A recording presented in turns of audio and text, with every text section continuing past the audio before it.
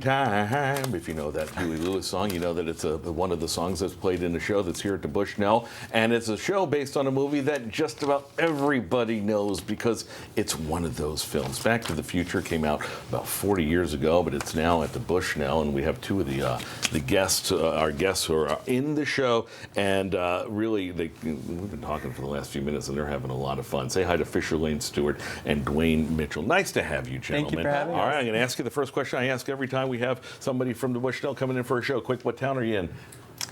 Kansas City right now. I'm from Kansas City, but right now I'm in Bushnell. See, how long have you been on the run?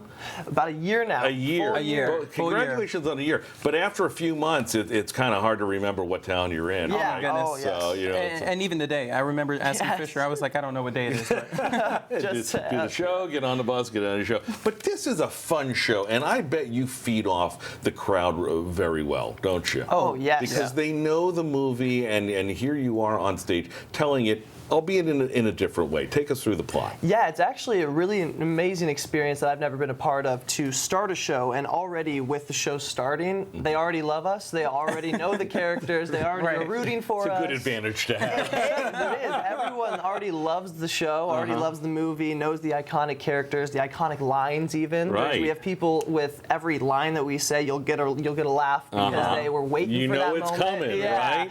Yeah. As for all the shows that you've done, though, does that make it easier or harder to be an actor when they know what's coming? You know, it kind of creates like this pressure to want to, hold up to the nostalgia factor of the movie and the series that we all love and know. But honestly, it's so rewarding too to be able to look back and be like, wow, we get to be a part of something that is so much bigger than us. That's a good point. And I think that brings the joy in it because it really is such a fun show. We're showing pictures. If you're one of the 8 people who is not familiar with Back to the Future, Marty McFly accidentally goes back in time. He's got to get back to present time, and in the process he meets his parents, who are now have to put them together in a romance, and et cetera, while avoiding Biff Tannen. Do I have it all right? That's it. Yes, That's it. Spark Notes. We love there you go. So you play, both of them play a variety of positions and role. We know you're the understudy for Marty, but you also play which part?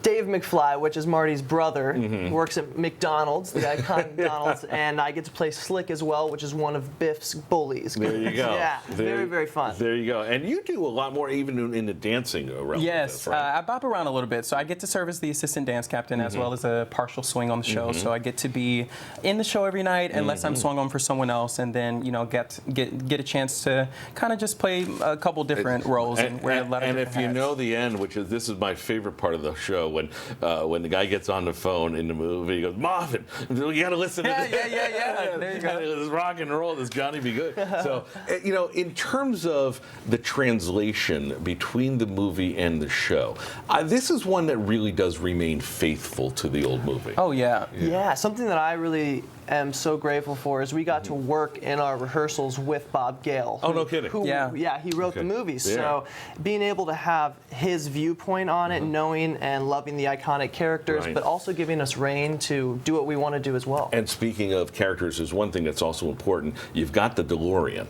And it flies We've around. got a And DeLorean. I've seen the show on Broadway, and it's pretty flippin' cool how they do it. So that alone is worth half the price of admission, and they're worth the other half. You can get tickets at thebushnell.org. We will link them to you at fox61.com. Gentlemen, break legs tonight. Thank you so much. And remember what towns you're in, okay? Yeah, Okay. there you go.